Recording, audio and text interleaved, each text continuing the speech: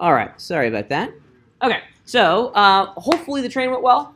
Hopefully, if you're not done, get it done because we are fundamentally moving on. Okay, like I said at the beginning of the semester, every week plan on doing about 6 or 7 hours of work in this class. 3D modeling is a slow, laborious process. It just takes time, flat out. Okay, so please keep that in mind as we start to go into the next component of the class. This semester, or this week, we're going to change the game a little bit. Okay, the training wheels are now off, and we're going to take a gigantic step forward into the world of 3D modeling. And the technology that we're going to be looking at today is going to change the quality of our 3D models very, very directly. And it's one that I think that you're going to really, really enjoy. Let's just jump over into the week 6 section of Canvas. Which isn't published. It isn't published yet? No. Okay, well, clearly I'm having a bad morning. Let me publish it real fast.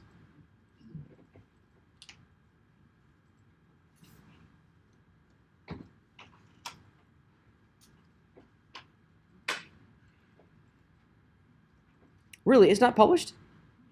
Nope, it's only at week 5. Oh, I see. I see what's going on. Do you have it on instructor view? Because the assignment is... All right, go ahead and refresh your pages real fast. And now it should be up and running. There we go. Dun, dun, dun. Sorry about that, folks. Okay, so today we have 2 things that we're going to be doing. Okay, we're going to be building a cannon, and we're also, for our lab, going to be building a medicine bottle. But if you look very closely at the contents of both of these assignments, and you'll see this in action here in a minute, we're going to be using some very different technology to get us to that final end result. Okay, and specifically, we're going to be looking at a new surface type in Modo called Subdivision Surfaces, which is going to allow us to produce the illusion of something that's incredibly high poly, but in actuality, it's still a very low resolution basic polygonal object. I used to say a long time ago, this is the way of the future. Everything was going to be a sub-D model. And I was right. Everything now in the professional world, in the hard surface world, is a subdivision surface model. We'll go into the details of that here in a second. Yes, sir? Before you get going, that way I can kind of like try and follow along as you do stuff. How do you reset Modo back to its default settings? Yeah, so reset Modo back to its default settings. It's really, really easy. Ignore the green dude from my advanced class. If you go to the bottom of the File menu, Thank you. somewhere down here is the bottom. Oh, I zoomed in too far. There's the reset button. This is the master reset. This is going to restore the original configuration file for the app. So all the tools, the interfaces, everything is going to be reset back to its factory defaults. Okay. In all honesty, this is a good practice to get into, especially when you're working over in the design lab. That's the wild, wild west over there. You really never know what it's going to look like or how it's going to operate. So I think it's a good practice to get into the habit of resetting stuff. Because, you know, my advanced students, they tend to customize the interface and do a whole lot of weird things from time to time. So definitely reset it. It's pretty easy. It's not going to harm anything. It's always going to ask you when you reset it, do you want to make sure, because it's basically going to close all of your open project files. Do you want to save the changes? In this case, no. And we're up and running. Okay, all the tools have been reset back to their defaults, which is kind of nice. All right. So as I mentioned before, there's really 2 things that we're going to be doing this week. We're going to be doing a cannon. It's also going to give us a great opportunity to continue to work with backdrop images. More on that in a minute. In addition, we're going to practice the creation and the application of sub-Ds with a medicine bottle. And if you go back and let's look at the medicine bottle lab, this is going to be a real fast one. Also gives us a great opportunity to look at some new texture settings. I think some of you guys were clamoring to do a little glass. This is going to give us an opportunity to look at glass and how we do transmissive materials inside of Modo. But both of these, in the cannon and in the medicine bottle, you're going to be using subdivision surfaces almost exclusively to create the polygonal cages for our objects. Let's jump in and take a look at what sub-Ds are. These are pretty neat, and I'm going to do some magic here. If you hit the F6 key on your keyboard in Modo, it's going to bring open the preset browser.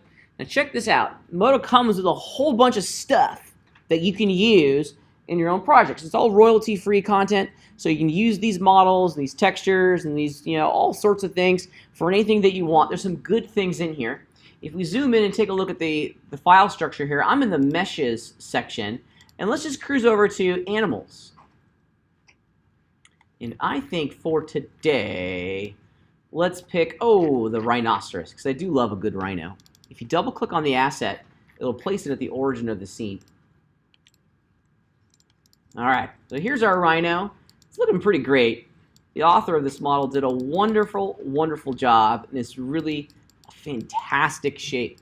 Now, on the surface, you're probably like, wow, this is pretty stellar.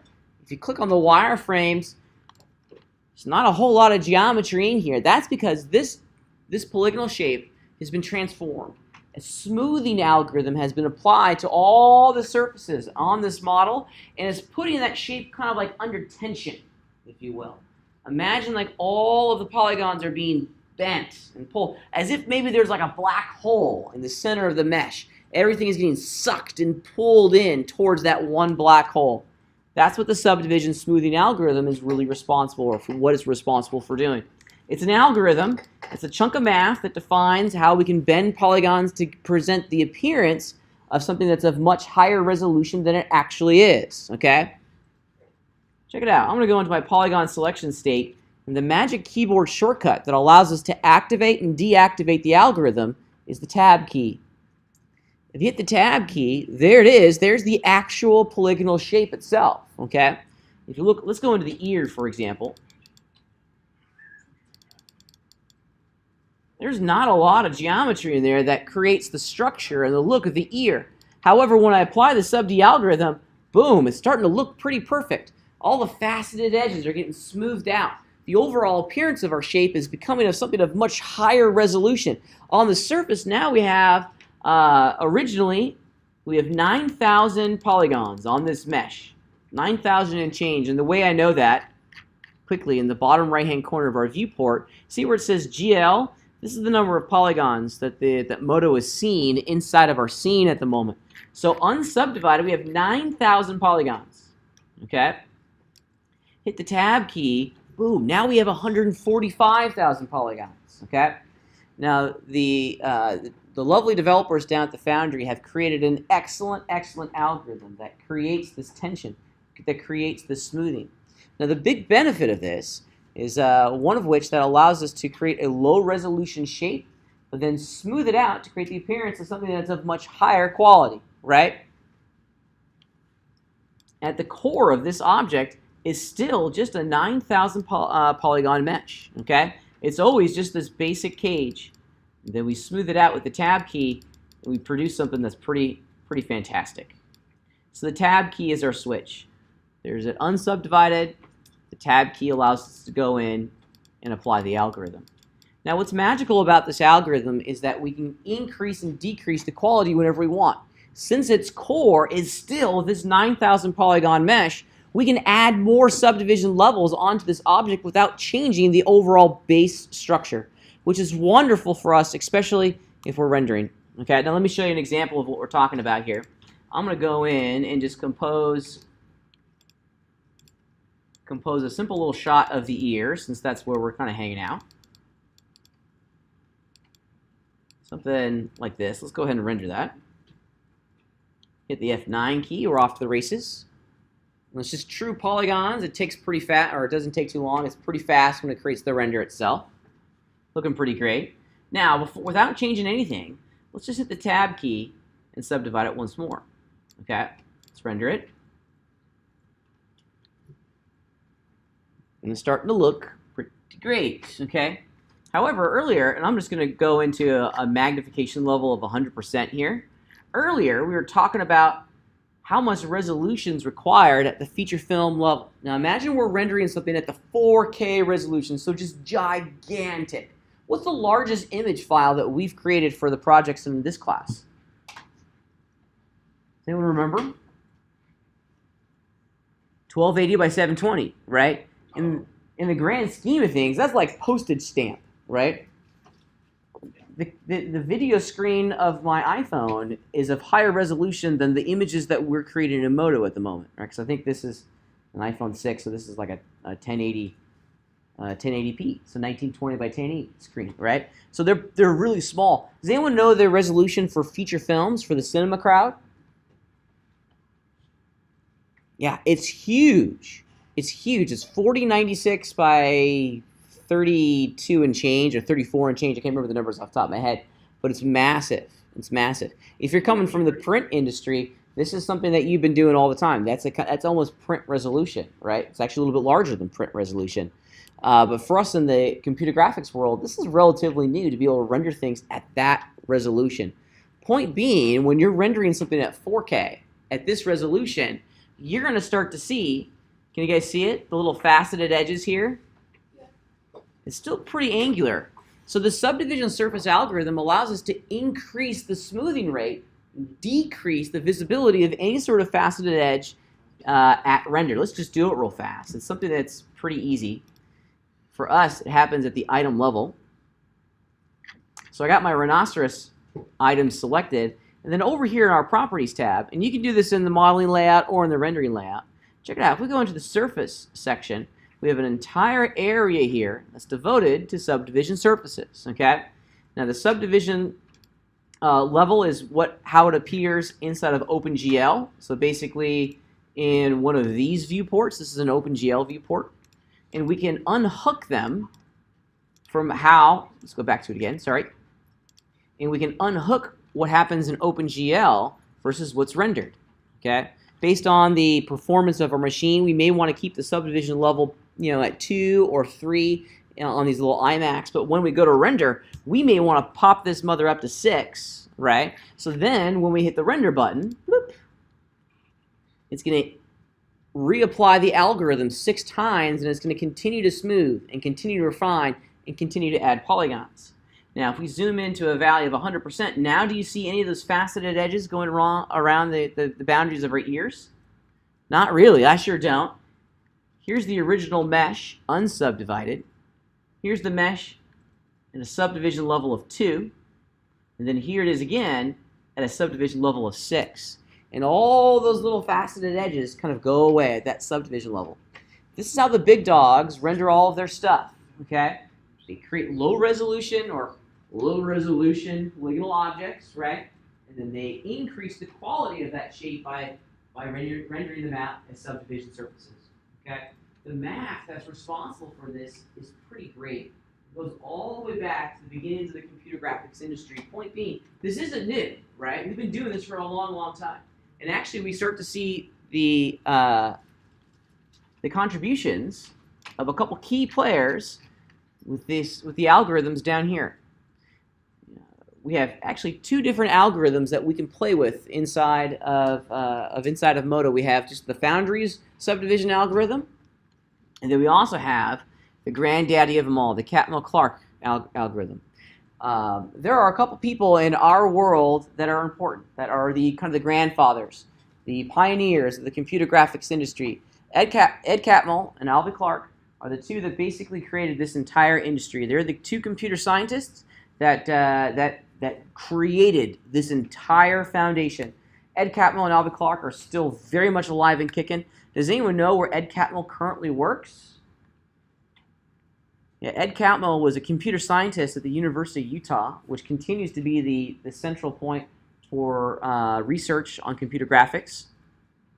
He was hired by a big research think tank out in New York that allowed him to figure out like texture mapping. He figured out how to write the code to do basic polygonal objects.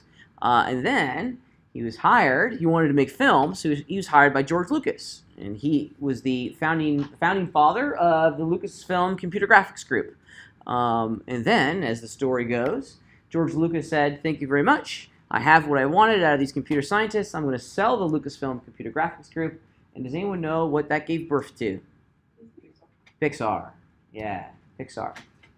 George Lucas said goodbye to computer graphics because he got what he wanted out of the business. And he sold the Lucasfilm Computer Graphics Group to a one Steve Jobs. And Steve Jobs took the ball and said, "You know what? I think computer graphics can be used to make some film." And Ed Catmull said, "Yeah, I think so too. Let's figure out how to do this." Right? So Ed Catmull is one of the 3 founding members of Pixar. I think he's currently the president of Pixar. Still very much active in the research and the development of computer graphics going forward. And his algorithm is the cornerstone of our modern computer graphics pipeline. Without his contributions into the smoothing algorithm, we would not be where we are today, right? We're pretty lucky. The Catmull-Clark algorithm only used to be available to Pixar, right? It was a proprietary algorithm. And then, about 5 or 6 years ago now, Pixar said, you know what, our algorithm is so good, and we licensed this algorithm to so many people, we're just going to give it away for free, you know?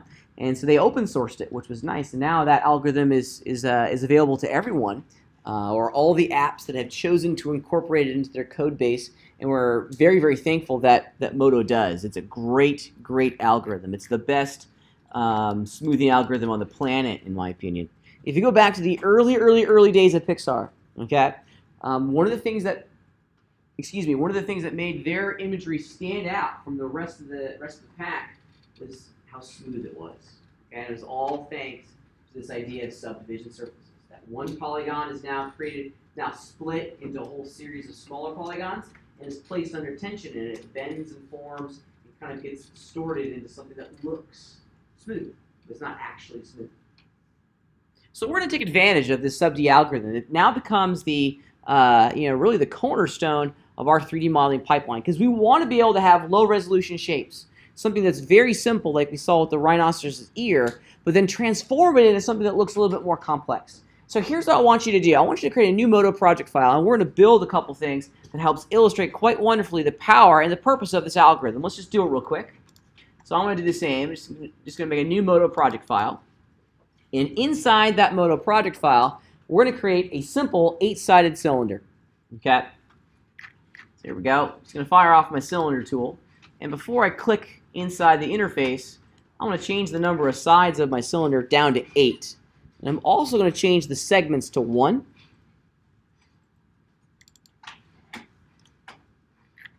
Oops. There we go. 8-sided cylinder, and I'm going to center this with inside of my 3-dimensional scene because I'm a super nerd and everything gets done at the origin. Let's extrude this shape up. Shift X to fire off the extrusion tool, and there we go. Here's our simple, basic, primitive form.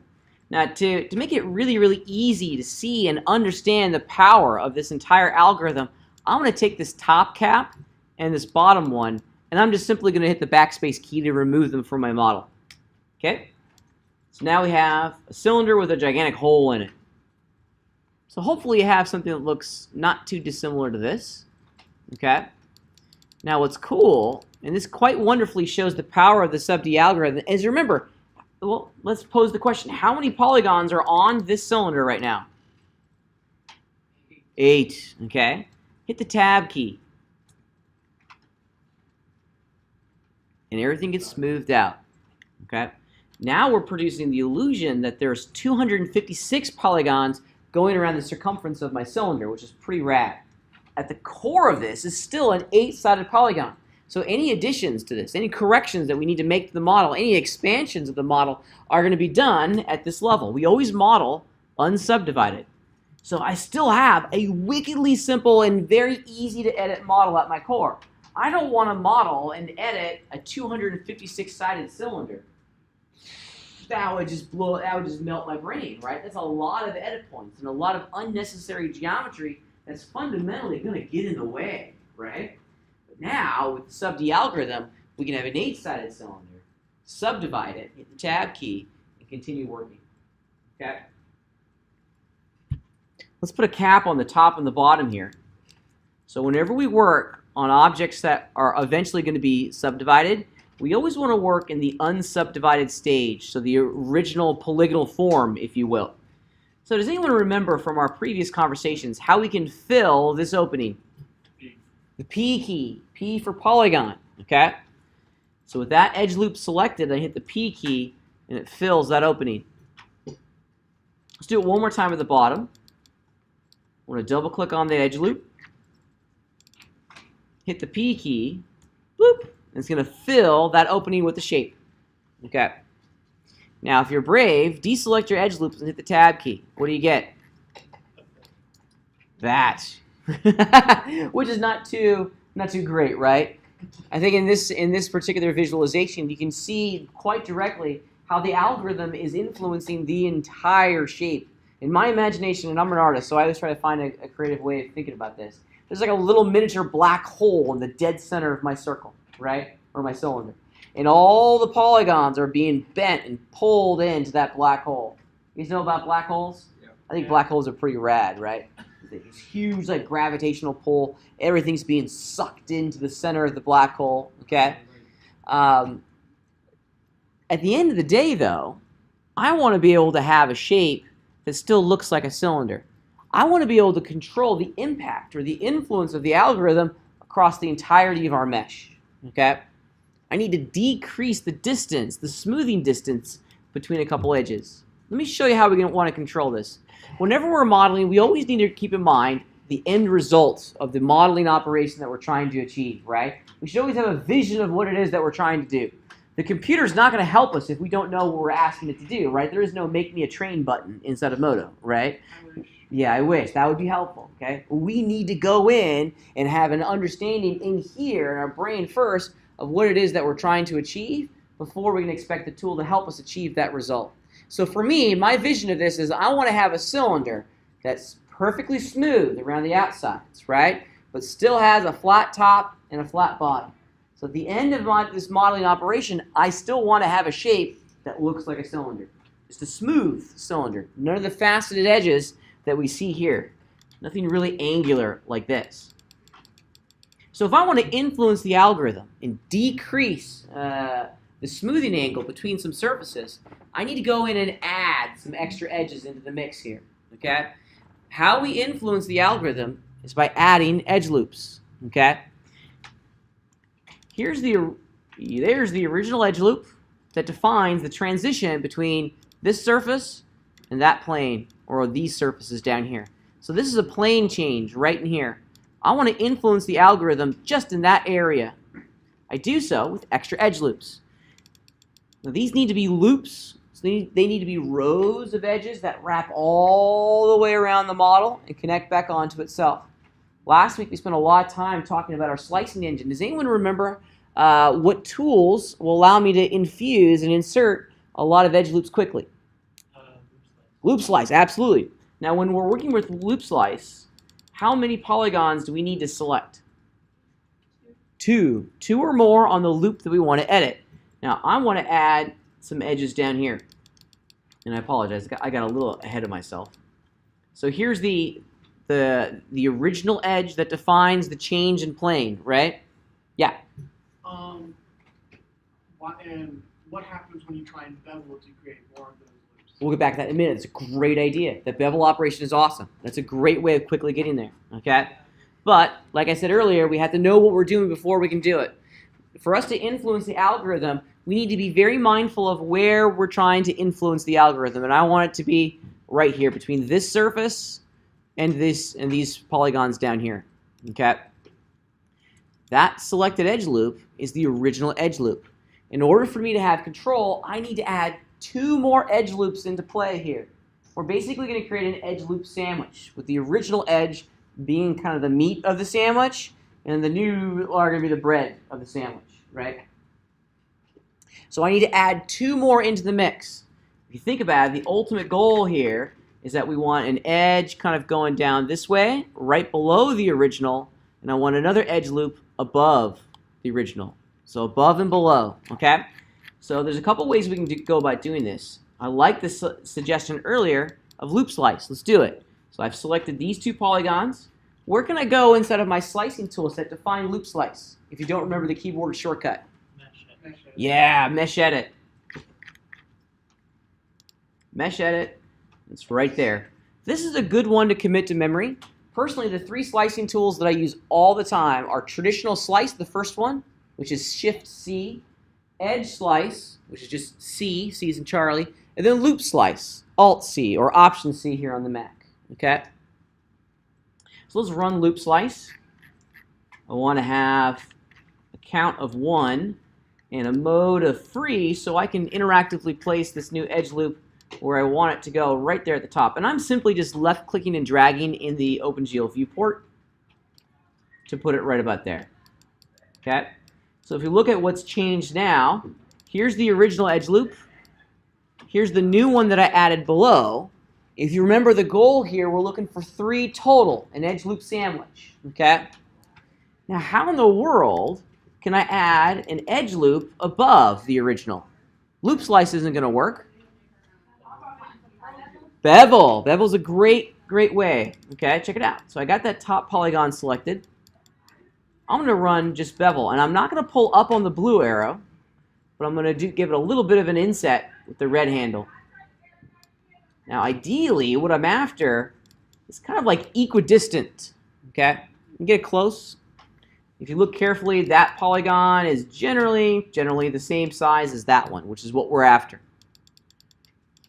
Watch what happens now when I subdivide my mesh. I'm going to hit Tab key. Interesting, huh? Let's compare the top to the bottom. At the bottom, where we don't have that extra structure in place, the entire surface is just being sucked up into the middle of the mesh. But since we added those 2 new edge loops at the top, now we're influencing the algorithm, and we're almost kind of decreasing its influence in just the area that we added those new edge loops. Okay? Oh, So that's what it looks like. Here, I'll do this to help you guys out. I'm going to turn on, oops. There we go. Turn on my verts so you guys can see it a little bit easier. Try and make it the same size. So here's the original edge loop that I created when I generated the cylinder. And then I have a new one below and a new one above, just like that. Okay? Yes, sir? Can you, when you do bevel, it makes another Yep. below. So did you just, what did you do? So Why aren't there let's do it again. Yeah. an Let's additional one? let's do it again. Yep. Let's do it again. Because we have to do it down here at the bottom so that it looks somewhat decent. Okay? Let's do it at the bottom. Now the one, here's the original. Okay? So I need a new one above, and then I need an additional one below. Earlier, I chose to do loop slice to get the one up in here. That's easy, right? Loop slice, count of 1, a Modo free. I'm just going to put it right down there towards the bottom. That's loop slice. Now for this bottom one, I did bevel, just a polygon bevel, not an edge bevel. Okay? That, never mind. Was that it? Yeah, Yeah. I was selecting it. So. There it is. Edges actually. And that actually inspires, yeah, that actually inspires the question, why not edge bevel, right? If you look at it, let's just do it again. It's not perfect. No, it's not. It's not perfect all the time. Yeah, once you increase the round level to like 1, it actually creates a radius. And let me just illustrate that real fast so we're all on the same page. Okay, so I just added a little bit of structure up here at the top. Okay, so why not edge bevel? I've selected that topmost guy. If I just run edge bevel, and left click and drag, now I'm at a round level of 2. Let's put that to a round level of 1. I actually get what I'm after here, right? If you look very, very carefully, edge bevel gives me the product that I'm after. However, it physically kind of hard codes in a radius. It changes the overall shape of the original edge, which is not what I want, right? What if you use red arrow though? We'll come back to that here in a minute, okay? All right. So the original edge bevel, the round level 1, will give us the product that we're after. But this is now an uneditable area inside of my mesh, right? If my supervisor comes down and says, Pat, I love what you've done, but I need you to strip out, I need you to change the radius in this area, I have to go, I got to remodel this real fast, right? Because there's no way, if I just delete the top and the bottom, yeah, now the size of that is different, or excuse me, the diameter of that edge loop is smaller than the diameter of that edge loop. It's different. And you can see it quite wonderfully here inside the orthographic view. That vert is in a different spot than that vert. So the traditional edge bevel tool is a destructive tool. It's permanently going to change the radius at that area in your mesh. We're lucky, however, and I'm just going to go back in time a couple steps. Here we go. There it is. I'll get rid of the edge bevel. There we go. Okay. Now we're lucky because the developers at the Foundry know very directly what this roll looks like, what our modeling sequence truly is. Okay, and they've given us an extension of the edge bevel tool that is custom made for this entire action. It's pretty great, and I want to show you how it works.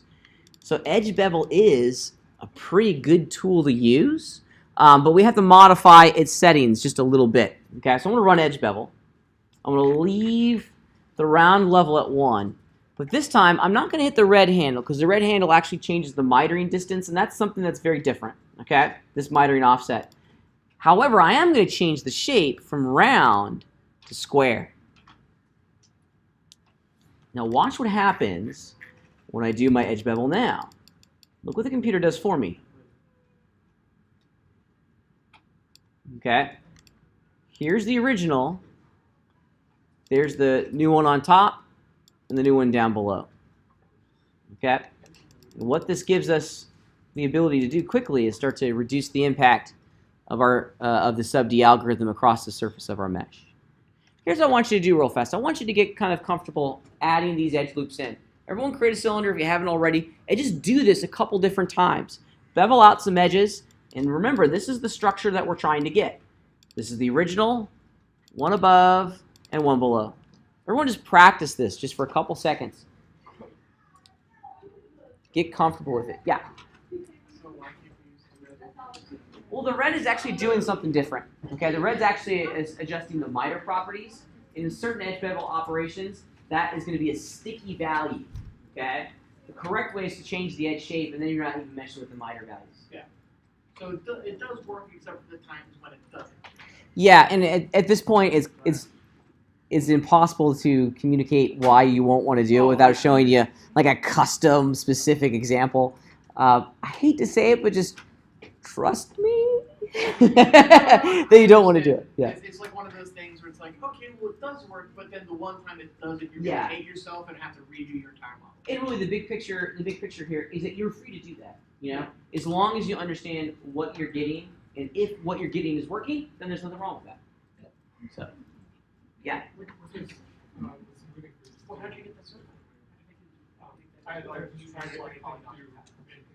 Alright. The smoothing Hold on, groups. wait, Okay, what? let's make sure I'm wrong. Yeah, on both that's the same totally page. what you do. No, don't do that. Don't do it. Yeah. Okay. Yep. In the smoothing group. Yep. Okay. That looks like a really cool urn. Yeah. I mean, mine looks like a Is you going in the smoothing groups? Yeah. because I also. You earned The smoothing group tells the computer when to stop shading and Yeah. adjusting the smoothing angle and the shading rate. It took you 2 seconds to I make know, it. but it's when to like, stop it's shading nice. I like it. the polygon. If you want to, save it to your Google Drive and then use it as a serial. It's absolutely material property because in the material itself, we can determine the shading angle, and that's which angle that material can stop shading and create a hard edge. Not necessarily. We can create materials that are only accessing a specific smoothing group. So we haven't talked about it yet, because right now we're assigning polygons to material. We haven't actually assigned smoothing groups. Yeah. Alright. Yeah. I've never done that. Much more complicated. And it's something that some people use all the time, especially in the game art pipeline. Smoothing groups is a major part of that He work. had done the engine. In the film pipeline, you don't use smoothing groups at all. Well, I mean, texturing, Or not very at that point, texturing It has to doesn't be very small. Yeah. It's just you have to select it. Or better yet, make everything new items. How about you just select the item? I mean, just have them as different chips. All right, is everyone getting it? Kind of seeing it a little bit? Yeah.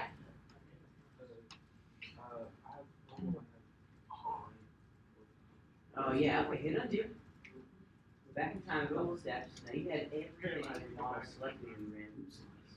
We want to select the polygons that goes back, so we're fine. Because we want to select the polygons on the loop that we're trying to slice. Yeah, there you go.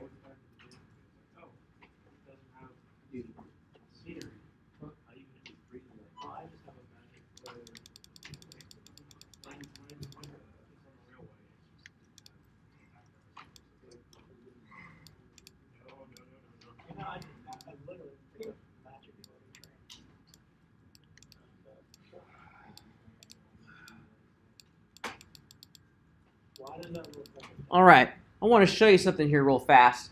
It kind of speaks to the power of using the square edge bevel shape. Okay, when we're using loop slice, if I was to use loop slice and that bevel method on a shape like this, okay, it's going to take me a long time to get to that end result. Okay, so check it out. This is what I would physically have to do if I was working with loop slice. Here, I'd actually delete that one. Run loop slice. I'm going to put a count of 2 in a mode of symmetry. Place those edges where I want them to go. Same thing over here. Same thing. Okay. Customize it a little bit. You're basically having to do each loop of polygons individually. Okay. And then this top one, we're going to bevel in to get the result that we're after. Right? There it is. And I hit the tab key. Oops, I forgot one down there, but I'll fix that here in a minute. Hit the tab key and things are starting to look pretty stellar. Okay? It's looking pretty smooth, which is what we're after. Adding these new edge loops is all about controlling where the smoothing's happening. Okay? Because we don't want the computer just to be running amok. We want to be able to influence how the tools are giving us the results that we're after. Okay? So using loop slice is a great way of getting there. But the developers down at the Foundry have done us a solid. I'm just going to go back in time, hit and undo. There we go. Now check this action out. This is pretty cool. Instead, this time, I'm just going to select every edge loop that I want to have be influenced. Double click, grabs them all. I even wanted that one down there. And now I'm going to do all of them at the exact same time. And their radiuses are going to be identical. So I'm doing them all uniformly, and I'm done. So we can do multiple edge bevelings at the exact same time, and it speeds up our process. It's kind of the power of the Modo modeling system. Now, one of the things that we love about adding in these uniform edge loops to get the to control the algorithm is that we can add them real fast, but we can also strip them out real fast. Like I said, maybe we change our mind. Maybe the sculpt is going in a different direction. Maybe we didn't think of something and we're like, oh man, I got to change something now. Well, these new edge loops are not having an influence on the form of our sculpture. They're just kind of influencing the algorithm, not influencing the overall look of our mesh. So we can strip them out pretty quickly and still retain the overall shape of my model. Check it out. I can just go in, select all these things. If I'm careful that I don't select the original edge,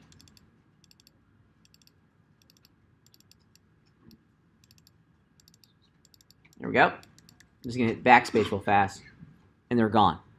Okay? Let's see what happens. Yeah. Now we're back to the big gooey, soft thing, right? So we can add them quickly. We can also take them away pretty quickly as well. And that gives us a tremendous amount of flexibility inside the 3D modeling pipeline, okay? If my modeling supervisor came in and says, Pat, I love this is awesome, but I need you to put a little inset, a little hole running down through the center of this. With this system, I can go, no problem, let me do that real fast, okay? I don't have to remodel anything. I can delete the edge loops that are responsible for the smoothing in that area, add the new thing, or do whatever, you know, the change is, and then reinsert them in after the fact. So it's an incredibly flexible system, one that we're going to be using over and over and over again. Now, one thing I want to show you guys, let's just do a small little edge bevel, hit the tab key. Now look at the radius here that's created.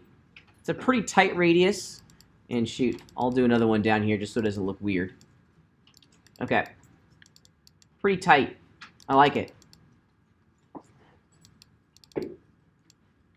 However, what if I wanted to have a pretty big radius, okay? Instead of a small, quick transition between the planes, what if I wanted to have a big transition, a nice, big, smooth arc? How would we create that? Well, luckily, the SubD algorithm allows us to generate that just by creating a bigger distance between the edges, okay? Earlier, I was doing something like that where they were very close. But by increasing the distance between these two edge loops, now what I'm going to create is a much larger radius. Okay. So the proximity of these new edge loops to the original edge loop is going to determine how big the radius is going to be. Here's a good suggestion. Don't go too far. I probably have gone a little too far. you can see that the model starts to break down a little bit. The sub-D smoothing algorithm isn't magic. It's just bending and deforming these polygons. At times, it's probably best to go in and do maybe a little bit more of a direct edit to the model to create this shape. And would you be able to grab the edge and move the edge? So, like this one? Well, yeah, like moving that one, like sizing it, moving it. Yeah, this is what's also really cool about the sub-D process, okay, is that I'm free to do a change like this, and then I could go in and continue to refine it a little bit, right? I mean, this is not like written in stone, and I can continue sculpting and working on my mesh after the algorithm is influencing my geometry. Okay. Yeah. And then that's the same for the size as well, right? Yeah. You can move them around still. Yeah, nothing's written in stone.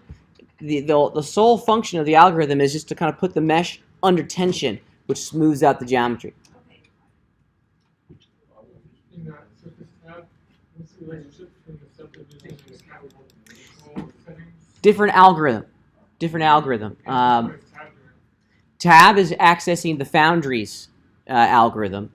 In this particular example, we're not going to see the benefits of actually applying the Catmull Clark, but if you wanted to do it, it's Shift Tab. Shift Tab does the Catmull Clark, and just regular Tab does the Foundry's algorithm. The way to know which algorithm you're in is to look at the color of your polygons. It's maybe a little difficult in here, but it's kind of when you're using the Foundry's algorithm, it's this kind of light pinkish color. Okay. It also says in the bottom right. It also says in the bottom right. Okay. But if you're using the Catmull Clark, Shift Tab, it's green. So when you're working with characters, the Catmull Clark does a really great job. There's some features in the Catmull Clark that make it a far superior algorithm, but unfortunately, because it comes at a cost of performance and render times, because it's a little bit more robust of a system, it takes a little bit longer to render. But you get what you pay for, because it's really good. Yeah. I render almost all of my stuff using Catmull Clark. It takes longer, but the results are far superior. So I noticed you can select, you can loop select all the edges and use the transform key. I think that's what's called to move it up and down along the polygon. How would you do that on the top? Like if I made a loop along the top, basically made another bevel. Yep. How would I move that? So That inside loop on the top Yeah. polygon. So these in here, you can just move these up and down and influence their direction or their placement on the mesh, right? But the top one, you can't move it, right? However, we can scale it. You ever wondered what? Two directions at once. Have you ever wondered what these little discs are? These are called coplanar handles, okay? And you see them both on the move tool and in the scale tool, okay? The coplanar handles allow us to scale the selected component along two axes simultaneously, okay? Of course, the blue one in the center is going to do all three.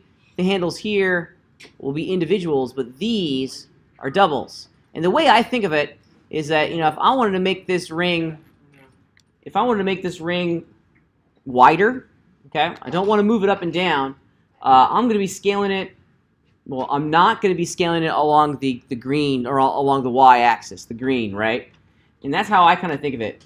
If I don't want to scale it this way, I grab the green handle, which is in turn going to scale it along the red and the blue, the X and the Z. So if I grab the red handle here, which axes am I not going to be scaling this object along? The green one. The red, yeah. So whatever handle you choose is the axis that you're not going to be scaling along, right? So I know that I don't want to scale it along the green, which is up and down. So I'm going to grab the green coplanar handle. I can grow and shrink that to whatever I want. And this in here speaks to the power of the sub-D workflow, is that I can just change the location of a couple edge loops and have a pretty big sweeping change across the geometry of my scene. Okay? I can create different illusions. And it's non-destructive too. If I wanted, I could just very, very quickly go in, get rid of all this stuff. Bloop. Now we're back. Okay? Back to weird ball shape. Yeah, back to, I don't know, it's like Do a button or something. I don't know. It's a, It's I think the official term is doohickey. This is a doohickey, a thingamabob. Yep. Thingamajig. I Yeah. trust you because we call the things that plug in USB wirelessly, we call those dongles. Uh-huh. At this point, I'm not surprised by any technical terms. Right. Dongle, doohickey, thingamajig. Right. Yep. All technical terms. What's the name? There's a name for oh gosh, the little plastic bit on the end of your shoelace. What is it called? Yeah. It's like, who came up with that name? Probably Mr. Agley, right? Anyways. All right. 5 seconds too late to the conversation. All right. So these edges that we're adding into the mix are our way of influencing the overall algorithm itself. And it's something that we're going to be using over and over and over again. Okay? Now let's put it into the context of something that we're going to be seeing out there in the real world. Okay? If let me go back to Canvas here for a second.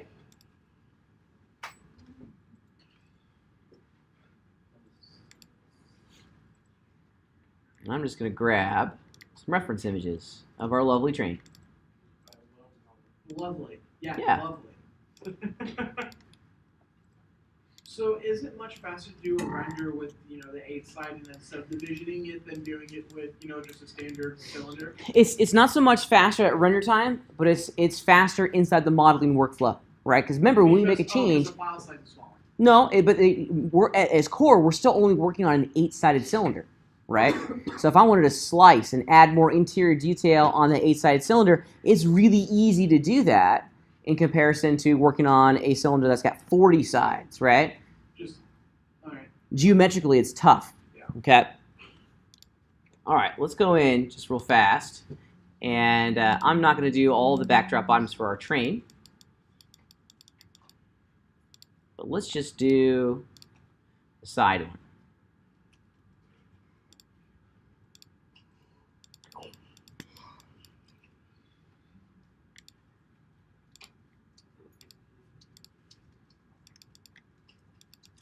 All right. Okay, so here's my train. Now, something like this, getting some really great detail cut into the mesh, 8-sided cylinder, right, becomes a really easy task. Let's center this. Look at my scene from the right. Oh, it's gigantic. I want to turn on my overlay drawing, overlay. Oh, I forgot to change the transparency of my backdrop item. That way I can really easily see my geometry. That is huge. Now what I'm doing here is just trying to very quickly flush this out.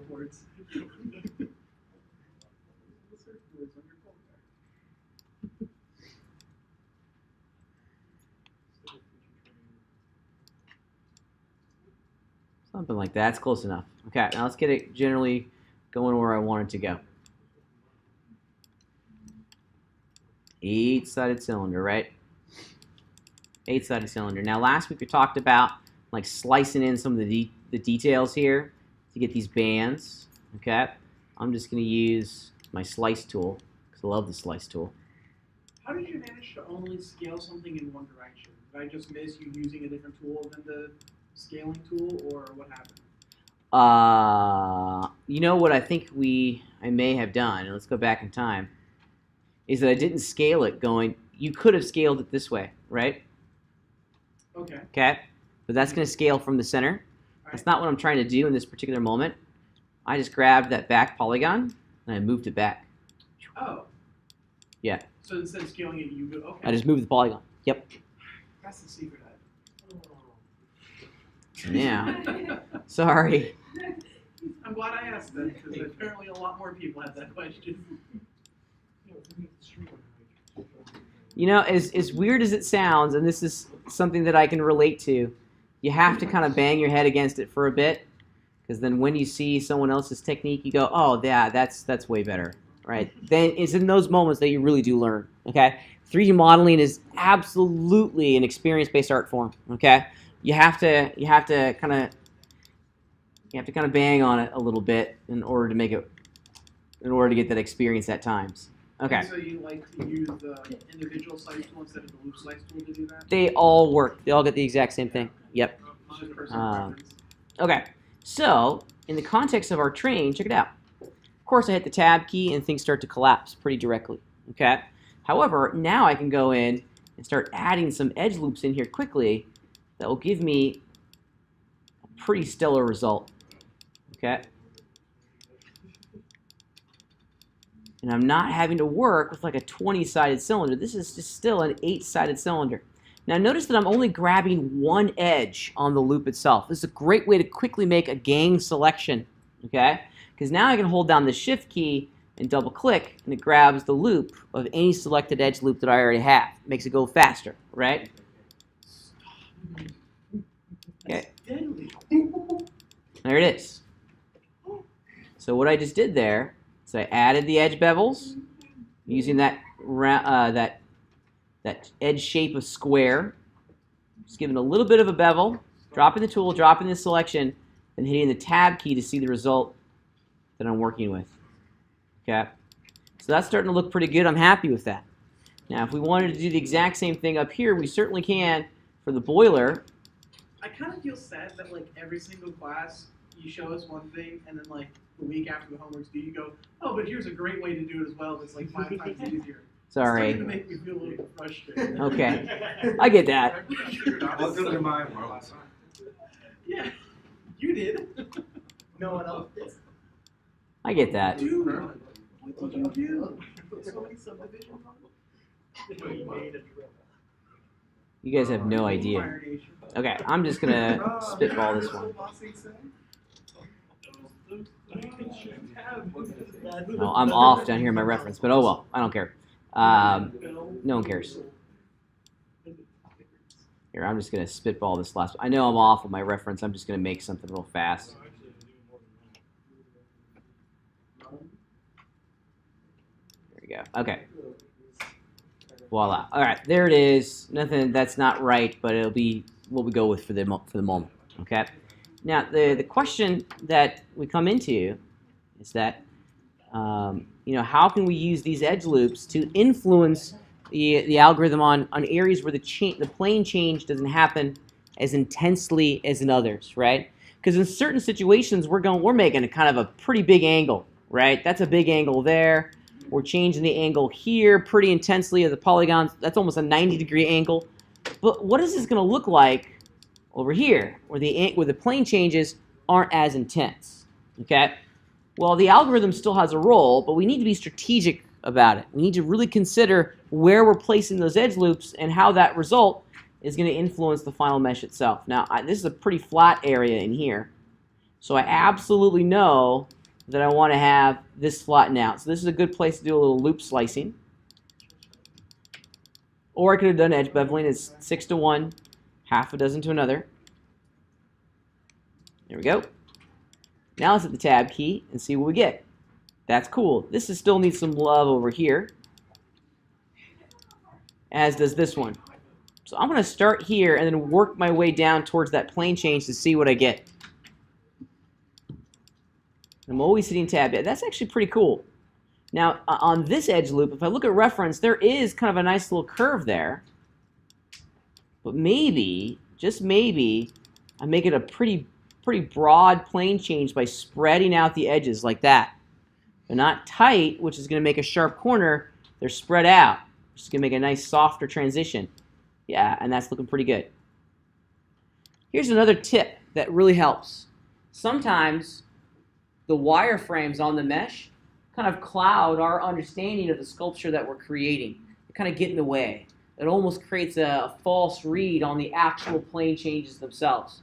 So there's a couple of different ways that we can get past this. The easy way, in all honesty, is to open up a preview window. F8 is going to bring open a popover of the preview render. Okay? This is, in essence, the exact same thing as this thing in the render layout. And I can't tell you how often I do this. I'll bring open preview, and I'll see what the render camera sees. Because this is what you see is what you get in the render itself, right? What shows up in preview is a direct representation of how it's going to render, okay? Sometimes stripping out those wireframes helps you understand what you're building, and it helps you with your decision-making process, okay? If we need to make a change, well, now we have the information that we need to help facilitate that change, okay? Like maybe, I don't think I'm going to do anything in here, but I absolutely need to start sharpening up some of these edges just with the edge bevel. Small edge bevels, hit the tab key. Yeah, that's starting to look pretty great, and I'm happy with that.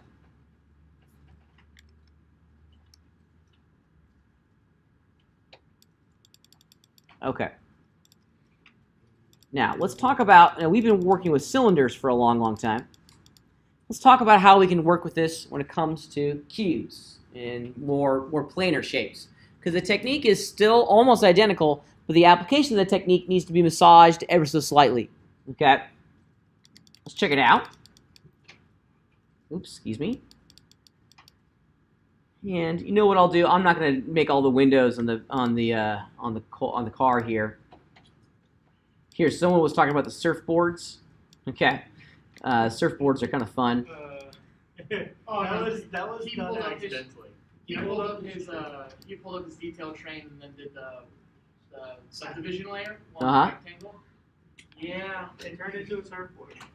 Oh, right. Okay, I thought you were talking about these little wood planks that come off the side. I think mine's a little too big. Yeah, mine was too big. That's right about where I want them to be. Or that's it right there. I'm sorry, I'm looking at the wrong shape. Okay.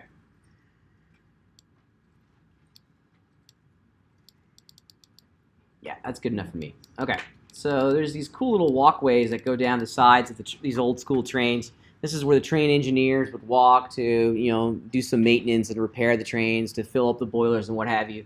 They're effectively a whole series of planks, okay? We certainly could go in. I'm just going to do Shift-H to hide the unselected polygons, which leaves me with this, okay?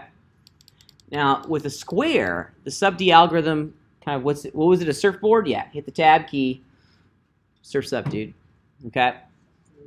So we need to go in and add some more geometry in here to get what we're after. Now, with a cubic shape like this, the exact same idea is at play, okay? But we need to do it along 3 different loops, okay?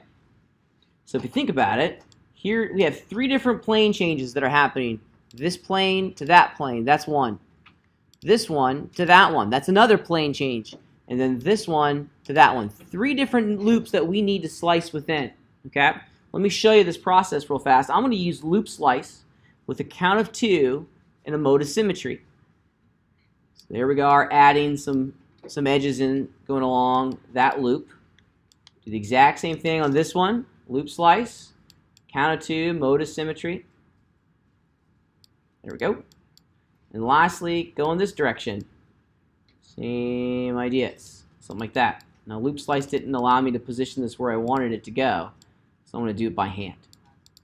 Whenever I'm doing corners like this, I try real hard, as closely as I can, as quickly as I can, to make this generally cubic. I'm not on the money, but that's good enough for me. Okay. And now when I hit the tab key, it maintains the shape.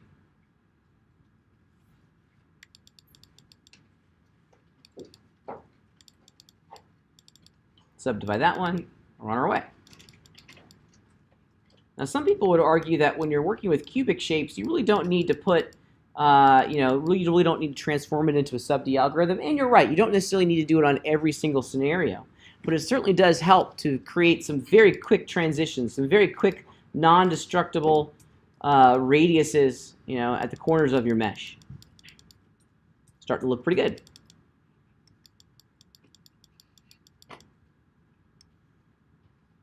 So subdivision surface algorithms allow us to continue to work, slice, and edit on low-resolution meshes, and then hit the tab key and get this wonderful, wonderful illustration of something that's of much higher quality. Okay? Now, I'm not sure if I still have that project file with me. Let me see if I have something on this machine. I think the original train model. Yeah, I don't have it with me. Maybe we're going to take a break here in a second. I'll bring the train model that I used for the banner imagery of this project, and it's all subdivision surfaces, right? In this day and age, what we want to use are all sub Ds for our objects, right? We don't ever want to see a polygon. You go see Infinity War, like we were talking about earlier, or any number of the the really big budget, high visual effects films. You don't see polygons anymore. You don't see the the telltale signs of faceted edges. That's because we're using sub D surfaces on everything. It requires a little bit more energy, requires a little bit more forethought, and a little bit more planning into the structure of your mesh. But what you get at the outset is far, far superior. It's worth it. Definitely worth it. Questions on how to work with sub Ds. Our lab exercise today is going to allow us to very, very directly get some good practice with working with sub Ds as we look to construct our medicine bottle. All right, questions, comments? Everyone's feeling it, or at least kind of got the gist of it? To help you out in Canvas, I've posted some videos that directly respond to this topic. In addition, you'll have the live stream today to help you out. Here it is, creating subdivision surfaces. We'll talk about radial sweep and transparent materials here in a minute as well. Sound good? Tell you what, we'll be going for about an hour and a half. Let's just take a small little break, okay?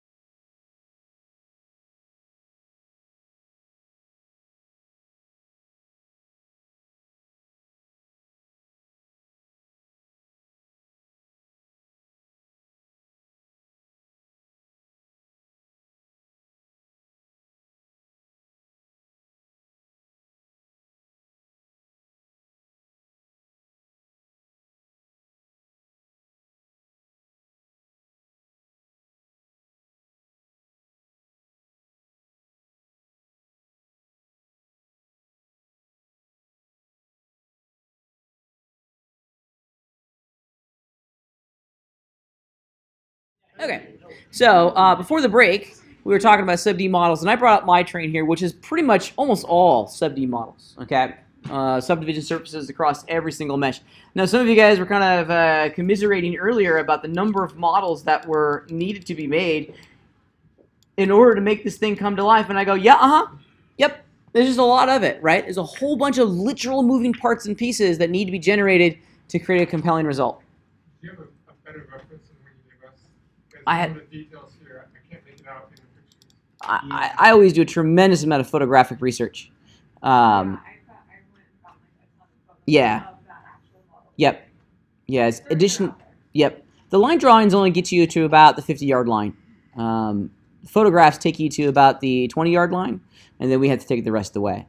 So nothing's ever going to give you a complete description of what the shape's going to look like. Some extra help is always required to get you in the right ballpark. Okay. But there's just literally a lot of parts and pieces, and if you start looking at some of these core shapes, that's a sub-D model. There's the original. You subdivide it, everything gets smoothed out.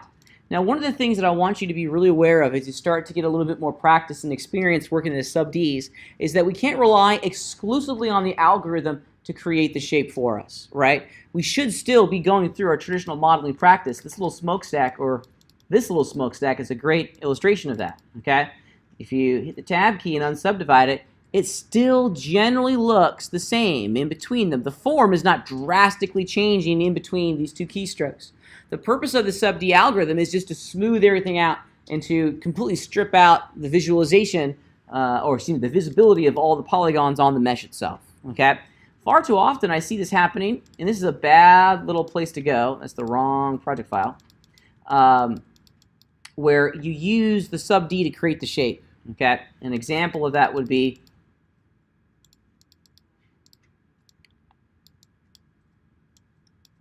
okay, so let's pretend that we want to have kind of like a big scoop, a cylindrical scoop, okay?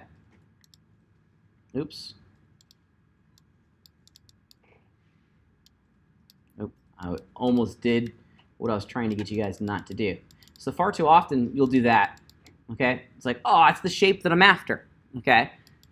This is not good modeling, because when we hit the tab key, I want to see a shape that still kind of looks like this little mushroom cap, okay?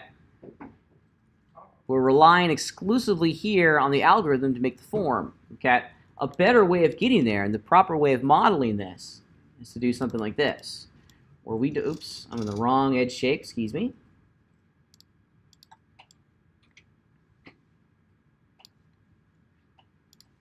There we go, that's better.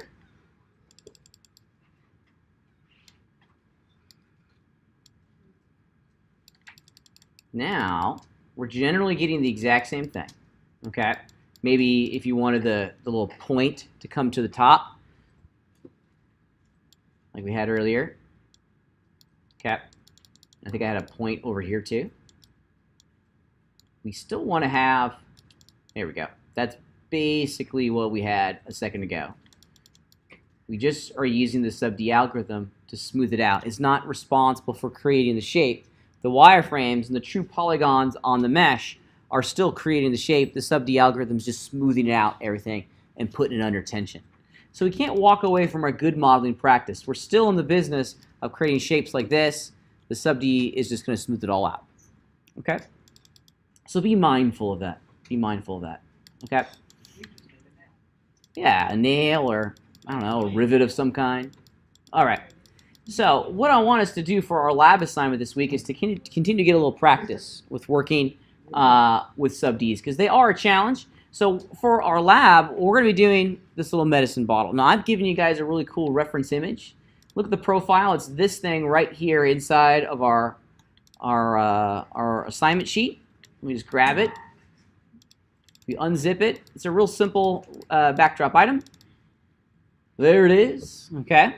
This is the profile. Okay. This is half of the bottle. Okay. When we're working with this over inside of Modo, remember, this is half of the bottle. So when we're placing it inside of our three-dimensional scene, let's just do it real fast. I'll help you out. I'll do the first step of your lab assignment for you. You're welcome. There we go. All right. Let's increase the transparency of my backdrop item, and I'm also going to turn on my grid. I like to have my grid off. But remember, this is half of the bottle. At times, especially when we're working with symmetrical shapes, we don't need to have the entire reference communicate the bottle itself. This is the profile, okay? So where should this part of our reference image be placed in reference to the grid for our lab assignment? You got it. We don't necessarily, you could do that, for sure, yeah. Really what we want to have this on the right side of the middle of the x-axis, okay? Like this. Or very, very close to it. I'm even going to take it one step further and put it so that it's kind of resting on the ground as well. So when you're flushing this out, remember, this is just the radius of our bottle. It's half the size of our bottle. So your bottle's going to be pretty big. Now, I want you guys to continue practicing your application and understanding of the sub-D algorithm. At the conclusion of this, you should be able to hit the tab key and see a perfect, and I mean a perfect little bottle. No polygons on there. Everything's smoothed out, and it should look identical to the profile shape of this thing right here. Now, if you want to make this into a glass object, like you saw on the banner image, check this out. I'm just going to do a little bit of it here. Whoops. Now, there's a reason I've given you the profile image to look like this. Okay? Again, this is just an 8-sided cylinder. I'm going to rotate this thing. Hit the wrong key. Rotate it 90 degrees. Then I'm going to center select it all so it goes right down to the origin. Something like that. Okay.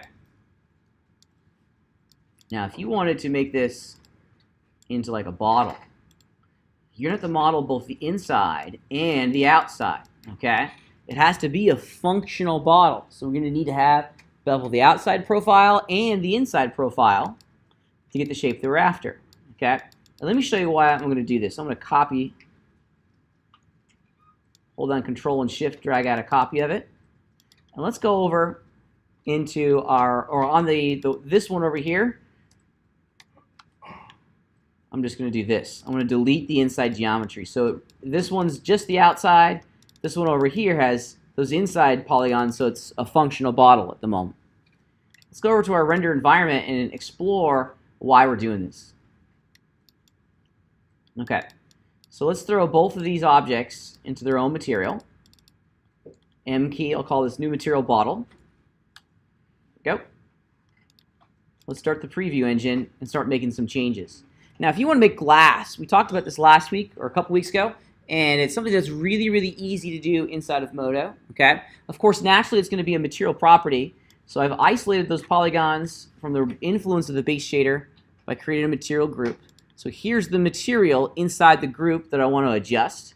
And where we're going is not the material reference area of our surface characteristics. We want to go into the material trans. Okay.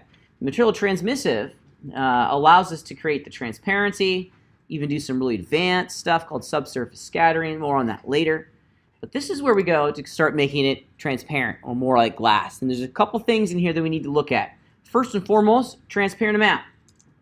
I want to put mine to 100. And there it is. Aha. And you can start to see almost quite instantly why we're choosing to model both the inside and the outside. When we start making these things transparent, we're going to want to see that interior geometry so that we create the illusion of like a wall, of like thickness on a bottle. Okay? Now, at a transparent value, a transparent amount value of 100%, you saw the result. Let's make it a good orange. Now we're talking.